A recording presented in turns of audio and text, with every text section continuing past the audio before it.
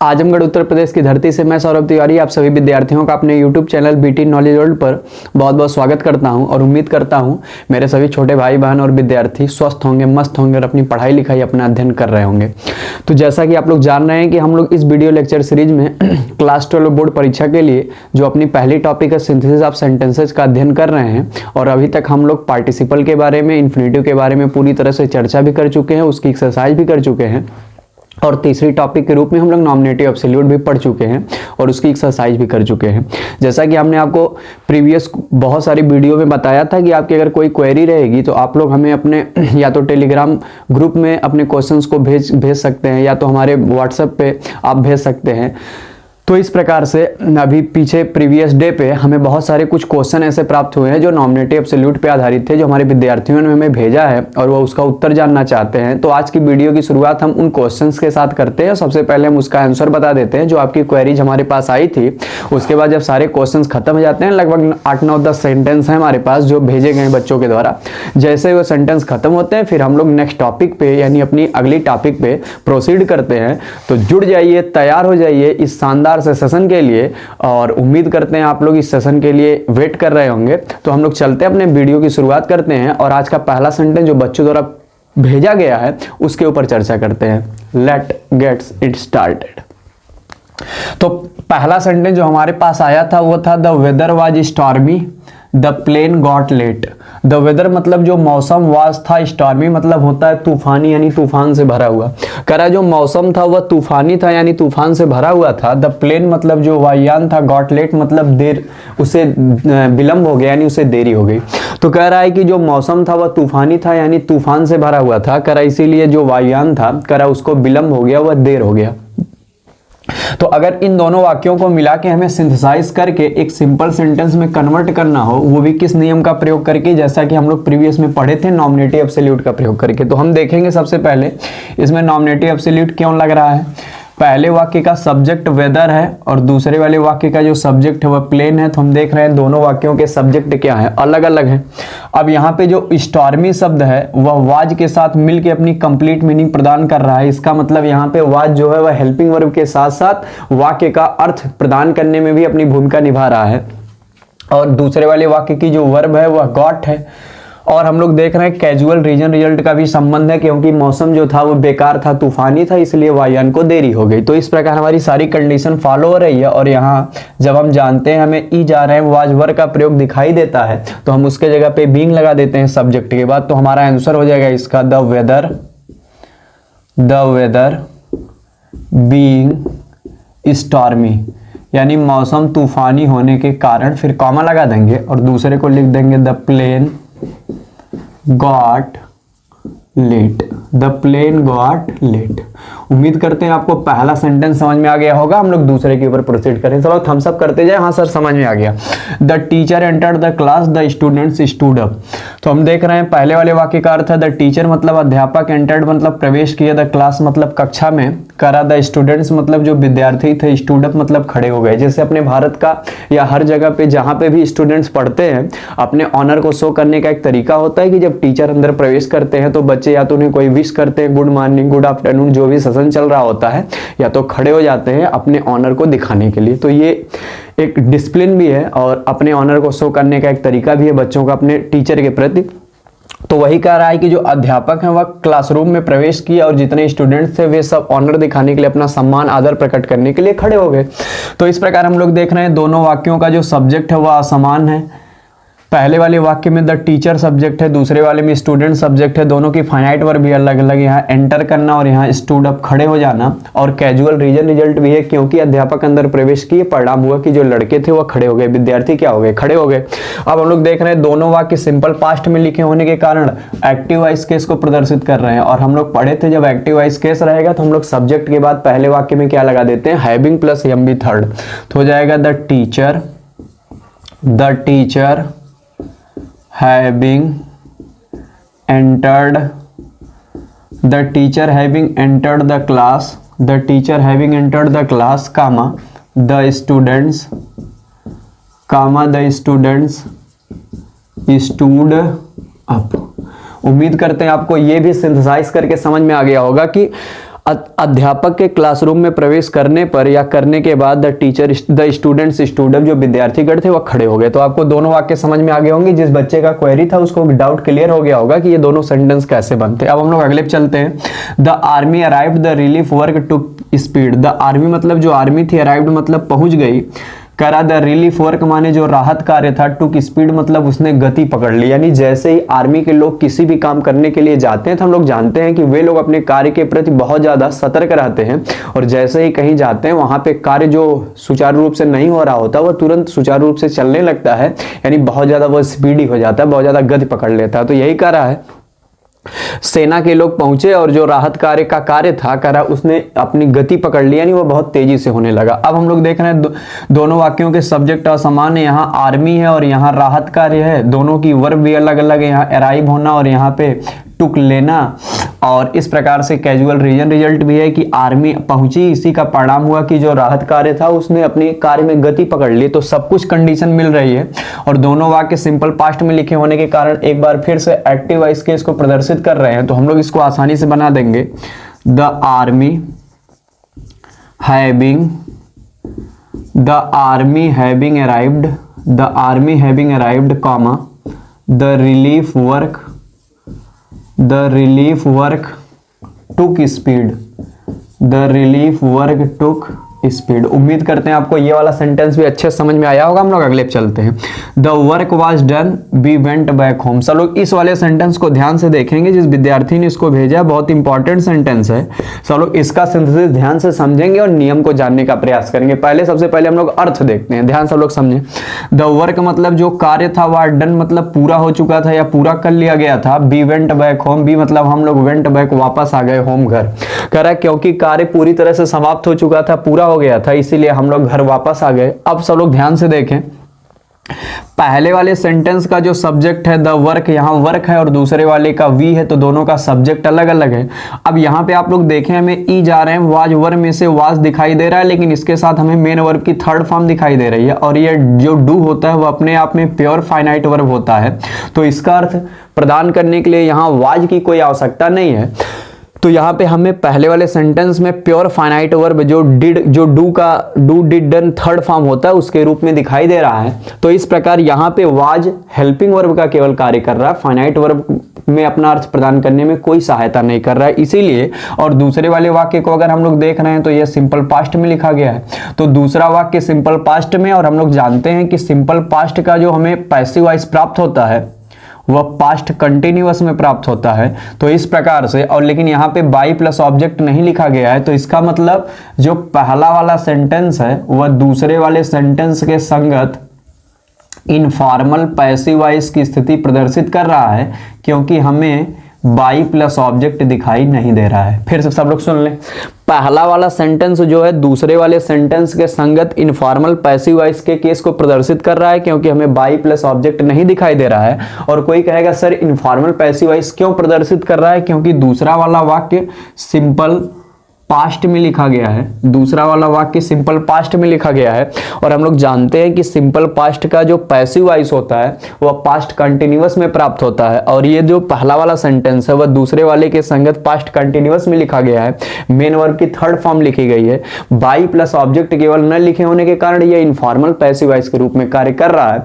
तो यह passive voice का केस हो गया। और लल्ला जब पैसिव वॉइस का केस हो जाता है नॉमिनेटिव एब्सोल्यूट से बनाते समय, तो पहले वाक्य के सब्जेक्ट के बाद हम लोग having plus been plus main verb third form, having plus been plus main verb third form लगाते हैं। तो इस प्रकार इसका सिंथेसिस के बाद स्ट्रक्चर हो जाएगा the work having been done, फिर कॉमा लगा देंगे, यहां हो जाएगा we went back home, we went back home. तो उम्मीद करते हैं आपको ये वाला भी समझ में आ गया होगा, क्योंकि हमें यहाँ इनफॉर्मल पैसिव वॉइस का केस दिखाई दे रहा है, इसीलिए हम लोग देख रहे हैं वाज प्लस मेन वर्ब का थर्ड फॉर्म दोनों दिखाई दे रहा है। तो हम लोग वर्क के बाद हैविंग बीन फिर हम भी थर्ड लगा देंगे, फिर कॉमा के बाद दूसरा सेंटेंस पूरा उतार लेंगे। इस प्रकार से हमारा ये वाला सिंथेसाइज हो जाएगा नॉमिनेटिव एब्सोल्यूट द्वारा। हम लोग पांचवें सेंटेंस पे आते हैं। पांचवा सेंटेंस में कह रहा है द रेन स्टॉप्ड, बारिश रुक गई, the children went out to play, और जो बच्चे थे वह बाहर खेलने के लिए चले गए। तो यहाँ पे हम लोग देख रहे हैं पहला वाली वाक्य, जो पहला वाला सेंटेंस है उसका जो सब्जेक्ट है वह रेन है और दूसरे वाले का जो है वह चिल्ड्रेन है, और दोनों की फाइनाइट वर्ब भी अलग अलग है। यहाँ स्टॉप है और यहाँ वेंट आउट है। तो हम देख रहे हैं कि सब्जेक्ट असमान है और इनकी हेल्पिंग वर्ब भी अलग अलग है। और हम देख रहे हैं कैजुअल रीजन रिजल्ट भी है, क्योंकि वर्षा रुक गई, परिणाम हुआ कि लड़के जो थे वो बाहर खेलने के लिए चले गए। और एक्टिव वॉइस केस है, क्योंकि दोनों के दोनों दिए गए सेंटेंस किस में है, सिंपल पास्ट में है। तो हम लोग इसको बना लेते हैं। सबसे पहले लिखेंगे द रेन, फिर हैविंग लिखेंगे, the rain having stopped, the rain having stopped, फिर कामा लगा देंगे, the children went, the children went out, the children went out to play, the children went out to play. उम्मीद करते हैं ये पांचों सेंटेंस आपको सिंथेसाइज किस प्रकार से नॉमिनेटिव एब्सोल्यूट द्वारा किए गए, आपको बातें समझ में आई होंगी। तो हमारे पास 5 सेंटेंस ये आए थे और कुछ सेंटेंस और भी हैं, हम लोग उनको भी देख लेते हैं। अगले कौन कौन सा सेंटेंस हम लोग उसके ऊपर आते हैं और उसमें देखते हैं किस किस नियम को फॉलो हम लोग कर सकते हैं नॉमिनेटिव एब्सोल्यूट के अंतर्गत कंडीशन के अनुसार। सो हमारी बात ध्यान समझें। अगला जो क्वेश्चन हमारे पास आया है वह है the bell rang, the bell rang, और दूसरा है the school closed, the school closed, the school closed. अब इसको आप लोग ध्यान से समझेंगे। द बेल रैंग मतलब जो घंटी है वो बजाई गई या बजी, करा द स्कूल वाज और स्कूल क्लोज्ड, करा विद्यालय बंद हो गया। यानी जो घंटी है वह बजी और विद्यालय क्या हो गया, बंद हो गया। यूजुअली हम लोग देखते हैं जब स्कूल की छुट्टी होती है उस समय एक बेल बजाई जाती है जो इस बात का इंडिकेट करती है कि छुट्टी हो गई है। तो इस प्रकार से हम लोग अगर इन दोनों सेंटेंस को देखें तो पहले वाले का सब्जेक्ट बेल है अर्थात घंटी, दूसरे वाले का विद्यालय, और दोनों की फाइनाइट वर्ब अलग अलग है। पहले में रिंग का सेकंड फॉर्म रैंग और दूसरे वाले में क्लोज्ड है। तो इस प्रकार से फाइनाइट वर्ब भी अलग अलग है और रीजन रिजल्ट भी दिखाई दे रहा है। घंटी बजना स्कूल बंद होने का क्या है, कारण है। तो हम लोग देख रहे हैं दोनों वाक्य एक्टिव वॉइस केस में लिखे गए हैं क्योंकि दोनों ही फाइनाइट वर्ब सिंपल पास्ट के हैं। तो जब हम लोग इसको बनाएंगे तो हो जाएगा द बेल हैविंग, अब मेन वर्ब का थर्ड फॉर्म तो रिंग, फिर रैंग और फिर रंग, RUNG, RUNG ये थर्ड फॉर्म होती है। तो हो जाएगा the bell having rung comma the school closed, full stop लगा देंगे। इस प्रकार से हमारी सिंथेसिस की प्रक्रिया कंप्लीट हो जाएगी। तो उम्मीद करते हैं आपको ये वाला भी समझ में आया होगा। हम अपने नेक्स्ट सेंटेंस पे आते हैं और अगला सेंटेंस लेते हैं। अगला सेंटेंस है the teacher entered the class, the teacher entered the class, the teacher entered the class, the teacher entered the class। और दूसरा सेंटेंस है the boys became silent, the boys became silent, the boys became silent। ये भी sentence हमारे पास भेजा गया है और आप जानना चाहते हैं सर इसका आंसर क्या होगा, तो हम इसका भी सिंथेसाइज करके आपको दिखाते हैं। पहला वाला सेंटेंस है the teacher entered the class, the teacher मतलब अध्यापक ने, एंटर्ड प्रवेश किया, द क्लास मतलब क्लासरूम में, कक्षा में, द बॉयज मतलब बच्चे या लड़के, बीकेम हो गए, साइलेंट मतलब शांत। कह रहा है कि जो अध्यापक महोदय थे वो अपने क्लासरूम में प्रवेश किए और जो बच्चे थे वह क्या हो गए, शांत हो गए। तो हम लोग देख रहे हैं पहले वाक्य का जो सब्जेक्ट है टीचर है, दूसरे वाले का बॉयज है, तो दोनों का सब्जेक्ट क्या है, अलग अलग है। दोनों की फाइनाइट वर्ब भी अलग अलग है। पहले में एंटर है और दूसरे में क्या है, बीकेम। तो यहाँ पे दोनों की फाइनाइट वर्ब भी क्या है, अलग अलग है। फाइनाइट वर्ब भी अलग अलग है। दोनों में रीजन रिजल्ट का संबंध है। कारण क्या है कि अध्यापक महोदय प्रवेश किए क्लासरूम में, परिणाम क्या हुआ कि बच्चे शांत हो गए, तो रीजन रिजल्ट भी है। अब हम लोग देख रहे हैं ये एक्टिव वॉइस है कि पैसिव वॉइस, दोनों सिंपल पास्ट में लिखे गए हैं, पहला वाला भी और दूसरा वाला भी। तो ये एक्टिव वॉइस केस बन रहा है। तो हमारा हो जाएगा the teacher having entered, the teacher having entered the class, the teacher having entered the class, comma the boys became silent, the boys became silent। तो उम्मीद करते हैं आपको ये वाले भी दोनों सेंटेंस समझ में आ गए होंगे कि इसको हम लोग किस प्रकार से सिंथेसाइज कर सकते हैं। हम लोग आगे चलते हैं। 7 सेंटेंस डिस्कशन करने के बाद हम 8वें सेंटेंस पे आते हैं। 8वां सेंटेंस क्या था, 8वां सेंटेंस हमारे पास था the bank was closed, the bank was closed, the bank was closed, I could not withdraw, I could not withdraw the money, I could not withdraw the money. सब लोग देख लें, ध्यान समझें। द बैंक मतलब जो बैंक था was closed मतलब बंद था, I could not withdraw the money, कर अब मैं धन को निकाल नहीं सका। तो आप देख रहे हैं यहाँ पे वाज आया है, लेकिन हमारे पास यहाँ पे फाइनाइट वर्ब मौजूद है, यहाँ पे फाइनाइट वर्ब हमारी दिख रही है मौजूद है, लेकिन इधर वाला जो सेंटेंस है, बाद वाला जो सेंटेंस है वह सिंपल पास्ट में नहीं दिया गया है। तो अगर सिंपल पास्ट में दिया गया होता तो ये इसके लिए इनफॉर्मल पैसिव वॉइस का काम करता, क्योंकि वर्ब के साथ हमें थर्ड फॉर्म दिखाई दे रही है। फिर भी यहाँ पे हम लोग बीइंग्स इसीलिए बना देंगे क्योंकि इधर वाले के सापेक्ष यह इनफॉर्मल पैसिव वॉइस का केस प्रदर्शित नहीं कर रहा है। तो हो जाएगा the bank being closed, the bank being closed, I could not withdraw, I could not withdraw the money, I could not withdraw the money। तो इस प्रकार से इसका सिंथेसिस हो जाएगा। एक और सेंटेंस है, उसको हम लोग देख लेते हैं। सेंटेंस है it was cold, known it was cold, no one went out, no one went out। तो दोनों वाक्य का मतलब है इट वाज कोल्ड मतलब जो मौसम था वह बहुत सर्दी वाला था, यानी ठंड था, करा नो वन वेंट आउट, कोई भी बाहर नहीं गया।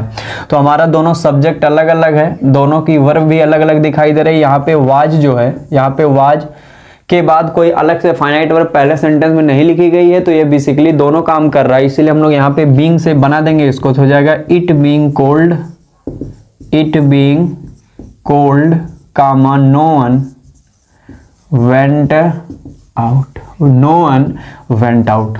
तो इतनी सेंटेंस जो हमारे पास भेजे गए थे, आप लोग भेजे थे, इसका उत्तर जानने के लिए नॉमिनेटिव एब्सोल्यूट का प्रयोग करके तो हम लोग कुछ क्वेश्चन ले लिए। जितने क्वेश्चन आप लोगों का नॉमिनेटिव एब्सोल्यूट पे भेजा गया था, हम लोग इसकी चर्चा कर लिए। उम्मीद करते हैं आपको सबका क्या एक्सप्लेनेशन समझ में आया होगा। और कुछ सेंटेंस हमें पार्टिसिपल के भी बच्चों द्वारा भेजे गए थे, तो हम वो वाला सेंटेंसेस ले लेते हैं जो वो पार्टिसिपल के ऊपर जानना चाहते थे। पार्टिसिपल उनके एक्सरसाइज में रहा होगा या उनके बुक में कहीं रहा होगा, उन्होंने देखा होगा और वो क्वेश्चन भेजे गए हैं, हम लोग अब उस पर चर्चा कर लेते हैं। तो सब लोग लिख लीजिएगा, इसमें सम क्वेश्चंस ऑन पार्टिसिपल या फॉर पार्टिसिपल। हम लोग पार्टिसिपल वाले सेंटेंस को देख लेते हैं। पार्टिसिपल वाले सेंटेंस को हम लोग देखते हैं। पार्टिसिपल का जो पहला सेंटेंस था वो ये वाला था, सब लोग ध्यान समझें। He was disgusted, he was disgusted, he was disgusted as a saint, he was disgusted as a saint। और दूसरा सेंटेंस था इसके साथ, ही escaped to Nepal, he escaped to Nepal, he escaped to Nepal, he escaped to Nepal. चलो ध्यान समझेंगे, हमारी बात समझें। कारा ही मतलब वह, वाट डिस्ग्यूज्ड मतलब भेष बदल लिया था, एज ए सेंट मतलब एक संत के रूप में। कारा उसने अपना जो रूप है, अपना वेश है, वह एक संत के रूप में परिवर्तित कर लिया था, बदल लिया था। कारा ही वह escaped, escape मतलब भाग जाना, वह भाग गया। टू नेपाल मतलब कहाँ, नेपाल। कह रहा है कि उसने अपना भेष जो है, कह रहा है कि रूप जो है वह एक संत के रूप में परिवर्तित कर लिया था। कह रहा है कि वह कहाँ भाग गया, वह नेपाल भाग गया। तो यहाँ पे अगर सब लोग ध्यान से देखें, हमारी बात समझने की कोशिश करें, तो दोनों वाक्यों के सब्जेक्ट क्या हैं, एक समान है। दोनों वाक्यों के सब्जेक्ट क्या हैं, एक समान है। और दोनों वाक्यों के सब्जेक्ट एक समान होने के साथ साथ उनकी वर्ब भी अलग अलग है। यहाँ डिस्ग्यूज्ड मतलब वेश बदलना और यहाँ एस्केप मतलब क्या हो जाना, भाग जाना। तो दोनों की वर्ब भी अलग अलग है। अब अगली बात है, दोनों का सब्जेक्ट एक समान है, दोनों की फाइनाइट वर्ब भिन्न भिन्न है, लेकिन दोनों में कारण परिणाम का संबंध है। क्योंकि कारण था उसने अपना रूप परिवर्तित कर लिया संत के रूप में, इसीलिए परिणाम हुआ कि वह भाग गया। अब वेश बदलने में और भाग कर नेपाल तक पहुंचने में उसको कुछ समय जरूर लगा होगा। ऐसा नहीं है कि जैसे वेश बदला होगा तुरंत नेपाल चला गया होगा, यानी कुछ समय जरूर लगेगा नेपाल पहुंचने में वेश बदल के। तो यहाँ पे आप इसको परफेक्ट पार्टिसिपल से अगर बना लेंगे तो हो जाएगा हैविंग। अब परफेक्ट पार्टिसिपल से हम लोग बनाएंगे तो हम लोग ये देखेंगे कि एक्टिव वॉइस केस में लिखा गया है कि पैसिव वॉइस केस में लिखा गया है। तो आप लोग ध्यान से देखें, दूसरा वाला जो सेंटेंस लिखा गया है वह सिंपल पास्ट में लिखा गया है। इसके संगत ये पैसिव वॉइस केस में काम कर रहा है, क्योंकि हमें वर्ब के साथ साथ मेन वर्ब की थर्ड फॉर्म दिखाई दे रही है, लेकिन बाई प्लस ऑब्जेक्ट नहीं है, तो इनफॉर्मल पैसिव वॉइस केस बन रहा है। तो जब दूसरे वाले सेंटेंस के सापेक्ष जो पहला वाला सेंटेंस है वह टेंस के अकॉर्डिंग इनफॉर्मल पैसिव वॉइस का काम कर रहा है, तो हम लोग हैविंग लिखेंगे। हैविंग के बाद हम लोग क्या लगाएंगे? बीन लगाएंगे। हैविंग बीन डिसग्यूज्ड, क्योंकि यहाँ थर्ड फॉर्म चाहिए होता है। Having been disguised as a saint, having been disguised as a saint, फिर कॉमा लगा देंगे। ही में एच स्मॉल रहेगा। ही एस्केप्ड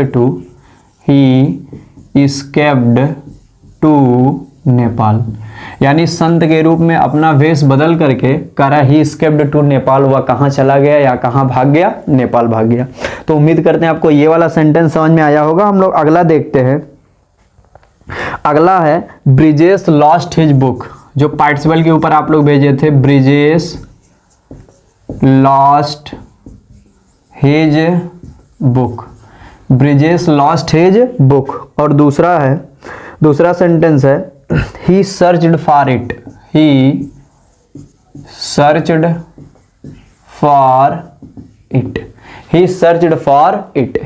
for it। ध्यान से हम लोग पहले अर्थ निकालते हैं। ब्रिजेश लॉस्ट गंवा दिया हिज अपनी बुक पुस्तक, करा ब्रिजेश ने अपनी पुस्तक गंवा दी, अर्थात ब्रिजेश ने अपनी पुस्तक खो दी। करा ही उसने सर्चड खोजबीन की, फॉर इट मतलब इसके लिए। करा ब्रिजेश ने अपनी पुस्तक खो दी, करा उसने अपनी पुस्तक के लिए अर्थात इसके लिए क्या किया? खोजबीन किया, करा उसको खोजा। तो हम लोग देख रहे हैं पहले वाले वाक्य का सब्जेक्ट ब्रिजेश है, दूसरे वाले वाक्य का सब्जेक्ट ही है। यहाँ पे ही जो है ब्रिजेश को इंडिकेट कर रहा है, यानी दोनों का पहला और दूसरा सब्जेक्ट सेंटेंस का क्या है? समान है। दोनों की फाइनाइट वर्ब हम लोग देखते हैं अलग अलग है। यहाँ लूज का लॉस्ट लिखा गया है और यहाँ पे सर्च का सर्चड लिखा गया है। तो यहाँ पे खोना है और यहाँ पे खोजना है, दोनों अलग अलग बातें हैं, दोनों के फाइनाइट वर्ब भी अलग अलग है। अब दोनों का कारण परिणाम का भी संबंध है कि क्योंकि उसने अपनी बुक खो दी, करा इसीलिए उसने इसके लिए क्या किया? खोजबीन किया। अब हम लोग देख रहे हैं, लेकिन कंडीशन क्या है?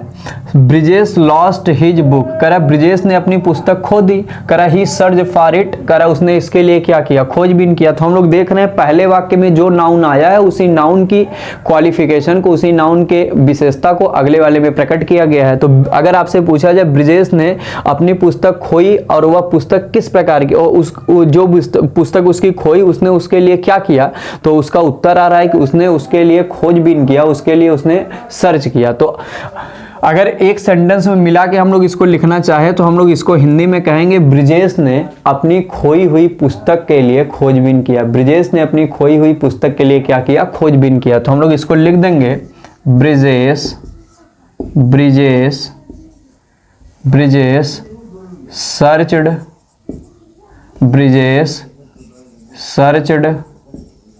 फॉर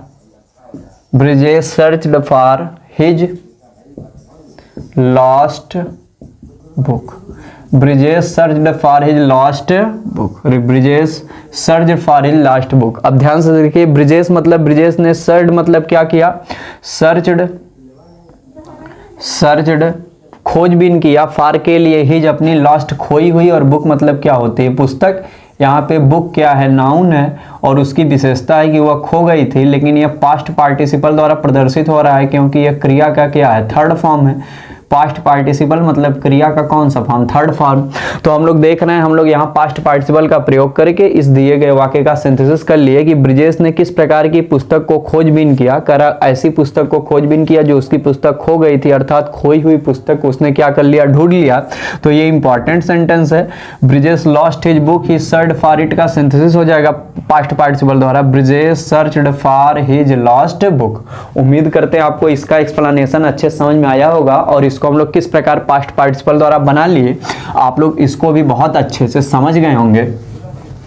हम लोग चलते हैं एक और सेंटेंस पार्टिसिपल के ऊपर आधारित, हम लोग उसकी बात करते हैं। अगला सेंटेंस जो है पार्टिसिपल के ऊपर वो है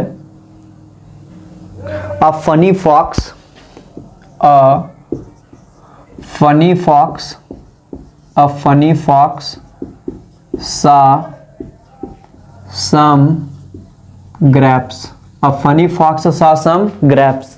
और दूसरा है they were hanging from, they were hanging, they were hanging from, they were hanging from a vine, a vine, they were hanging from a vine।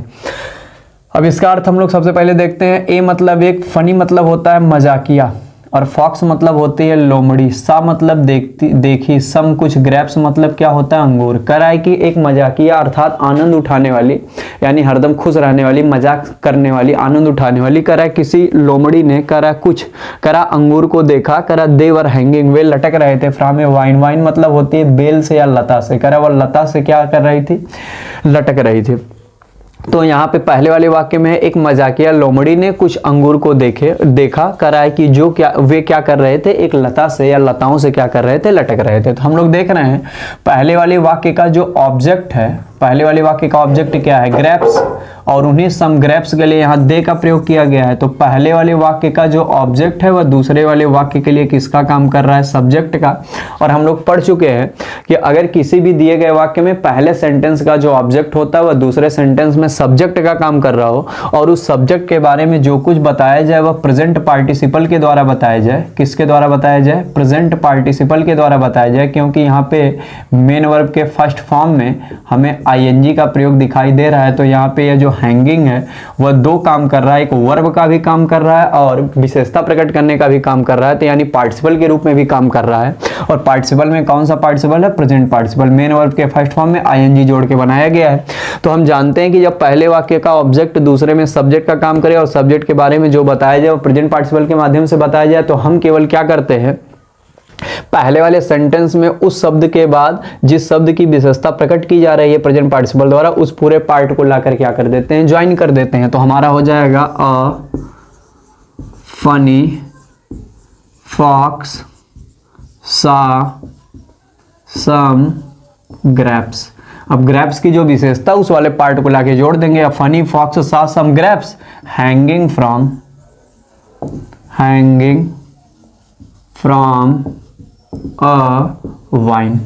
अब फनी फॉक्स मतलब एक मजाकिया लोमड़ी ने सा देखा, सम ग्रेप्स कुछ अंगूर को, हैंगिंग फ्रॉम ए वाइन मतलब एक लता से लटकते हुए देखा। तो हम लोग यहाँ पे देख रहे हैं इस प्रकार से हमारा पार्टिसिपल का प्रयोग करके ये वाक्य भी बन गया। हम लोग अगले वाले सेंटेंस पे चलते हैं और पार्टिसिपल का एक और सेंटेंस जो आप लोगों के द्वारा भेजा गया था हम लोग उसकी चर्चा करते हैं। अगला सेंटेंस है आई saw a man, I saw a man, I saw a man. दूसरा सेंटेंस है he was blind, he was blind. और तीसरा सेंटेंस है he was carrying a lamp, he was carrying a lamp, he was carrying a lamp in his hand, he was carrying a lamp in his hand, he was carrying a lamp in his hand। हम लोग इसके ऊपर चर्चा करते हैं। Important sentence है, 3 sentence का synthesis आप लोग ध्यान से सुनेंगे। पहले वाक्य का अर्थ है आई सा ए मैन मतलब मैंने एक व्यक्ति को देखा, ही वाज ब्लाइंड मतलब वह अंधा था, और तीसरा कह रहा he was carrying a lamp, वह एक लैंप को लिए हुए था, कैरी कर रहा था, ढो रहा था, इन हिज हैंड मतलब अपने हाथों में करके। मैंने एक व्यक्ति को देखा, दूसरा कह रहा है कि ही वाज ब्लाइंड, वह अंधा था, और तीसरा कह रहा है he was carrying a lamp in his hand, कह रहा वो अपने हाथों में एक लैंप को क्या किया हुआ था, लिए हुए था, या उसको अपने हाथों में लेकर ढो रहा था। अब हम लोगों को इसका सिंथेसिस करना है, तो सब लोग ध्यान से देखें। पहले वाक्य को देखें, पहले वाक्य का सब्जेक्ट आई है, दूसरे वाक्य का सब्जेक्ट ही है, और तीसरे वाक्य का सब्जेक्ट भी ही है। तो जो दूसरा और तीसरा सेंटेंस है दूसरा और तीसरा जो सेंटेंस है उसके सब्जेक्ट एक समान है, लेकिन पहले वाले का क्या है, थोड़ा भिन्न है। तो जब हमें पार्टिसिपल का प्रयोग करके इसे बनाना है तो हम लोग पहले ध्यान से पहले और दूसरे सेंटेंस की चर्चा करते हैं। पहले सेंटेंस और दूसरे सेंटेंस। पहले सेंटेंस में किसके बारे में बात की जा रही है, मैन के बारे में बात की जा रही है, यानी व्यक्ति के बारे में बात की जा रही है। और दूसरे वाले वाक्य में उस व्यक्ति की विशेषता बताया गया है, उस व्यक्ति की विशेषता बताया गया है कि जो मैन है, जो व्यक्ति है, वह कैसा है, ब्लाइंड है।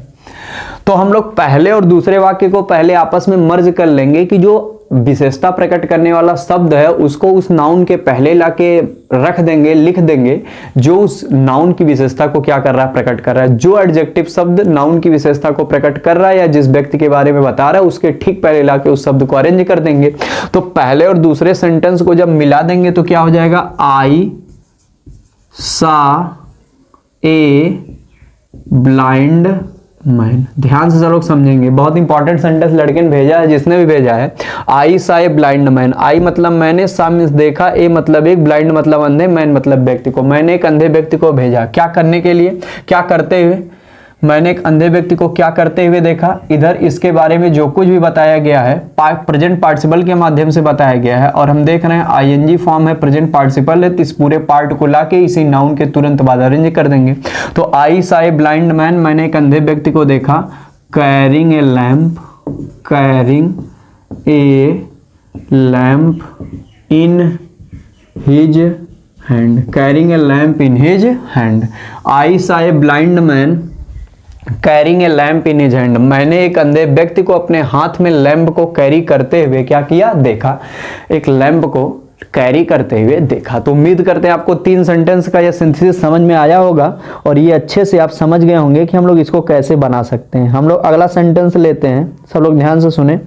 अगला सेंटेंस है, इसको हम मिटा दे रहे हैं, सब लोग नोट करते हैं कॉपी पे और अपने से करने की कोशिश करें। और अगर आपसे भी नहीं बन पा रहा है तो इसका मतलब आप लोग अभी प्रैक्टिस उतना अच्छे नहीं कर पाए हैं। आप लोग प्रैक्टिस करते जाइए, नियमों को दोहराते जाइए नोट्स से, जिससे आप लोगों को मिलाने में आसानी हो। चलो ध्यान से देखें, एक और सेंटेंस केवल है इसके ऊपर।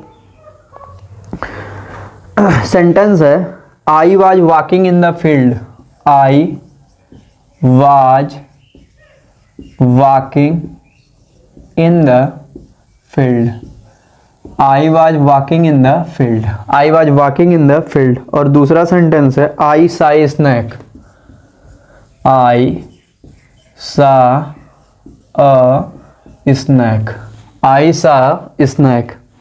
और तीसरा सेंटेंस है, आई रैन अवे, आई रैन अवे, आई रैन अवे। सर तीनों सेंटेंस को ध्यान से देखें। I was walking in the field, मैं मैदान में टहल रहा था। आई सा ए स्नैक, मैंने एक सर्प को देखा। करा आई रैन अवे, और मैं भाग गया। अब देखिए तीनों का सब्जेक्ट अगर आप लोग देखेंगे तो आई होगा। तीनों का सब्जेक्ट क्या है, आई है। पहले वाले में बताया जा रहा है कि मैं मैदान में टहल रहा था और मैंने एक क्या देखा, आई सा ए स्नैक, मैंने एक सर्प देखा। आई रैन अवे, मैं भाग गया। यानी पहले और दूसरे वाक्य में कारण बताया जा रहा है और तीसरे वाक्य में उसका परिणाम निकल के आ रहा है। तो तीसरा वाला हमें रिजल्ट दे रहा है और पहला दूसरा मिल के हमें क्या प्रदान कर रहा है, रीजन प्रदान कर रहा है। तो हम आपको बताए थे अगर एक से अधिक कारण प्राप्त होते हैं तो हम उन दोनों को एंड से जोड़ देते हैं और फिर कॉमा के बाद जो सेंटेंस लिखा जाता है वह रिजल्ट प्रदान करता है। तो यहाँ यस1 और यस2, पहला सेंटेंस और दूसरा सेंटेंस दोनों मिलके हमें क्या प्रदान कर रहा है, रीजन प्रदान कर रहा है। और जो तीसरा सेंटेंस है वो हमें क्या दे रहा है, रिजल्ट दे रहा है। तो हम लोग इसको कैसे बनाएंगे, देखें सब लोग ध्यान से। Walking,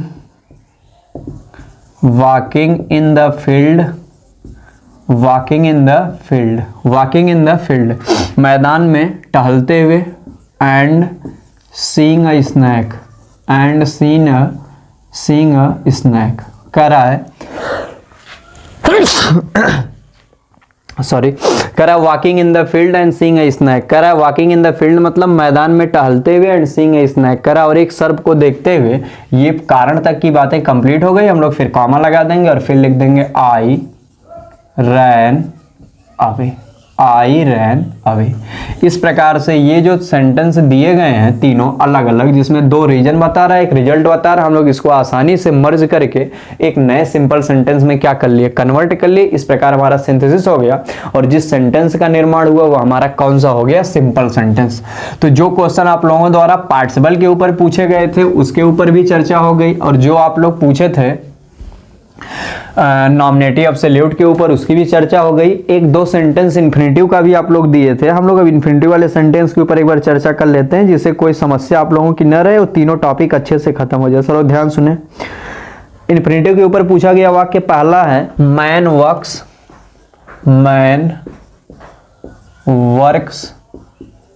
day and night, man works day and night, man works day and night. और दूसरा सेंटेंस है he has to support his family, he has to support his family, he has to support his family. हम लोगों को infinitive का इसमें infinitive का प्रयोग करके हमें सिंपल बनाना है, या इन्फिनेटिव द्वारा जोड़ के हमें सिंपल बनाना है। सब लोग सिंपल सेंटेंस में कन्वर्ट करेंगे इसको, लेकिन इन्फिनेटिव का प्रयोग करके। देखिए, मैन मतलब व्यक्ति, वर्क्स कार्य करता है, डे दिन, एंड और नाइट रात में। कह रहा है कि जो व्यक्ति होता है कर वह दिन और रात कार्य करता है।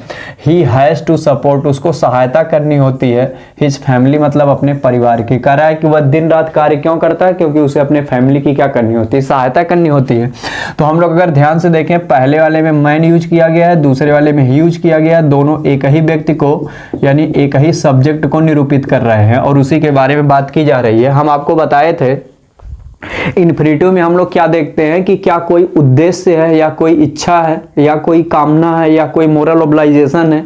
तो आप इसको मोरल ऑब्लाइजेशन में भी ले सकते हो। नैतिक कर्तव्य है व्यक्ति का कि वो अपने परिवार को उसको सपोर्ट करना रहता है, उसके फैमिली के अंदर जितने भी सदस्य हैं उनके लिए कोई न कोई जो व्यवस्थाएं हैं, अरेंजमेंट्स हैं, उसको करनी रहती है। या आप इसको नॉर्मली भी ले सकते हो कि व्यक्ति किस लिए, किस उद्देश्य से दिन रात कार्य करता है, क्योंकि उसको अपने परिवार की क्या करनी होती है, सहायता करनी होती है। तो इन्फिनेटिव सीधा दिखाई दे रहा है, हमें इन्फिनेटिव बना बनाया दिखाई दे रहा है, क्योंकि दूसरे वाले वाक्य में टू प्लस सपोर्ट दिखाई दे रहा है। तो हम लोग इसको अरेंज कर देंगे केवल, man works day and night to support his family, man works day and night to support his family.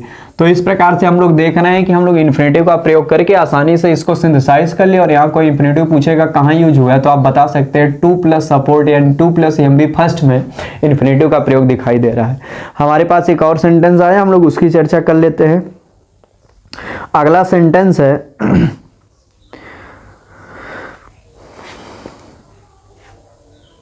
I have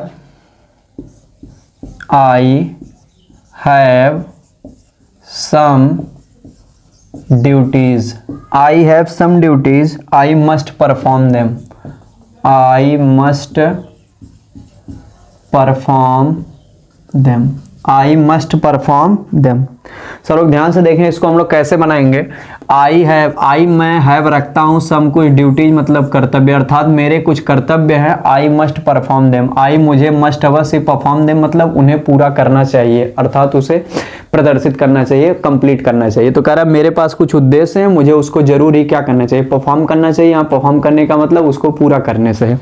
तो हम लोग देख रहे हैं दोनों वाक्यों के सब्जेक्ट क्या है, एक समान है, वर्ब अलग अलग है। हमें केवल दिखाई दे रहा है कि जो मेरे कर्तव्य हैं वो मुझे क्या करने चाहिए, परफॉर्म करने चाहिए, कंप्लीट करने चाहिए, यानी मेरा मोरल ऑब्लाइजेशन, मेरा नैतिक कर्तव्य है। तो हम लोग इसको बना लेंगे, I have some duties, I have some duties to perform, I have some duties to perform them, I have some duties to perform them।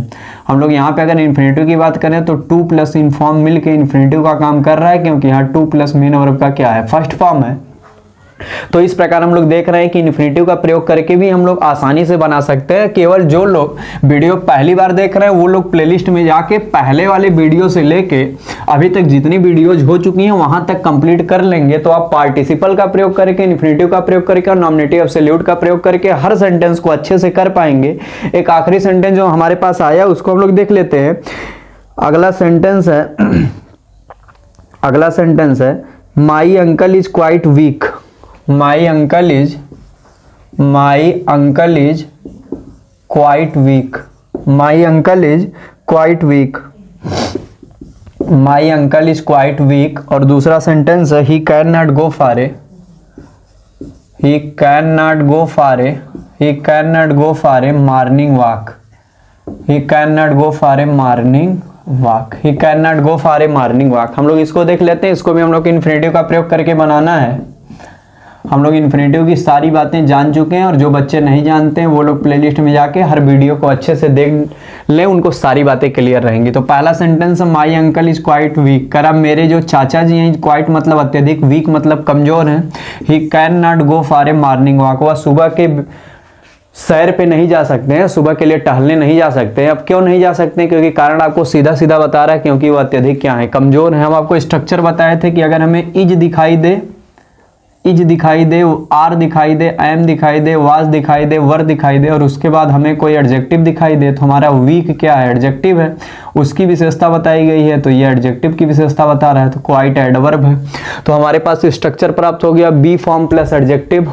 दूसरे वाले में हम बताए थे प्रेजेंट रहेगा तो कैन नॉट दिखाई देगा, पास्ट रहेगा तो कुड नॉट दिखाई देगा। तो हमें सारी स्ट्रक्चर प्राप्त हो गई। हम लोग जब इसको बनाते हैं तो हम आपको बताए थे सबसे पहले वाले सेंटेंस को लिखते हैं, माई अंकल लिखेंगे सब्जेक्ट, फिर उसके बाद लिख देंगे इज, माई अंकल इज।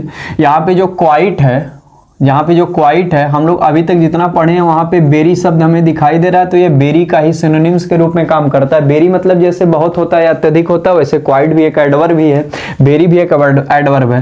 तो हम लोग यहाँ पे चाहे टू का भी प्रयोग कर सकते हैं, चाहे क्वाइट का भी प्रयोग कर सकते हैं। अगर आप दोनों में से किसी का भी प्रयोग करते हैं तो कोई दिक्कत नहीं, लेकिन सबसे फॉर्मल रूप है कि हम लोग टू का प्रयोग कर देते हैं। तो हो जाएगा माई अंकल इज टू या क्वाइट वीक। वैसे आप टू का प्रयोग ज्यादा अच्छा रहेगा अगर आप टू का प्रयोग करें। My uncle is too weak क्या करने के लिए, अब इधर वाले सेंटेंस में हमें इन्फिनेटिव की जरूरत पड़ेगी, तो दूसरे वाले में हमें सब्जेक्ट से और कैन नॉट कुड नॉट से कोई मतलब नहीं होता। हम जो वर्ब दी रहती है उसको इन्फिनेटिव का रूप दे देते हैं। तो हो जाएगा माई अंकल इज टू या quite weak to go for a morning walk. कह रहा है मेरे चाचा जी आवश्यकता से अधिक कमजोर हैं सुबह की सैर पर जाने के लिए। मेरे अंकल जी सुबह की सैर पर जाने के लिए आवश्यकता से अधिक क्या है, कमजोर हैं। उम्मीद करते हैं आपको ये वाला सेंटेंस भी समझ में आ गया होगा। तो इतनी सारी क्वेरीज थी, इतनी सारी दिक्कतें थी, इतने सारे सेंटेंसेस जो आप लोग हमारे पास भेजे थे किसी भी सोशल साइट के माध्यम से, जो हमारे पास आया, हमने सबको एक साथ कलेक्ट किया और एक ही वीडियो में आपको सारे सोल्यूशन बता दिए, चाहे वह पार्टिसिपल पे आधारित हो, चाहे इन्फिनेटिव पे रहे हो, चाहे नॉमिनेटिव एब्सोल्यूट पे। तो इसी प्रकार आपका कोई भी क्वेरीज रहे, कोई भी दिक्कत रहे जो आपको ना आती रहे, तो आप टेलीग्राम के माध्यम से भेज सकते हैं, पर्सनल हमारे व्हाट्सएप नंबर पे भेज सकते हैं। और इस प्रकार की कोई भी दिक्कत रहेगी तो किसी वीडियो में इसी प्रकार सॉर्ट आउट कर दी जाएगी। तो आज के वीडियो में हम लोग ऐसे नए टॉपिक शुरू करने वाले थे, लेकिन वीडियो थोड़ा लंबा हो जा रहा है, इसलिए हम लोग नेक्स्ट वीडियो में नई टॉपिक स्टार्ट करेंगे। सब लोग नई वीडियो को जरूर देखेंगे, क्योंकि हम लोग बिल्कुल शुरुआत से नई टॉपिक, नया रूल, नया सेंस समझेंगे कि हम लोग वहां पे किस प्रकार से सिंथेसिस करेंगे। तो उम्मीद करते हैं आज का पूरा सेशन आपको समझ में आया होगा। जो भी क्वेरीज थी आपकी सॉर्ट आउट होगी। इसी तरह आप अपनी क्वेरीज भेजते रहेंगे तो ऐसा लगेगा कि आप लोग पॉजिटिव माइंडसेट के साथ पढ़ाई कर रहे हैं और लगातार अपने लक्ष्य के प्रति आगे बढ़ते जा रहे हैं। तो हम लोग मिलते हैं नेक्स्ट वीडियो में, नेक्स्ट सेशन में, एक नए लेक्चर के साथ, एक नए कंसेप्ट के साथ। तब तक सब लोग पढ़ते रहिए और अध्ययन करते रहिए, अपनी बातों को रिपीट करते रहिए, स्वस्थ रहिए, मस्त रहिए। तब तक के लिए बहुत बहुत धन्यवाद।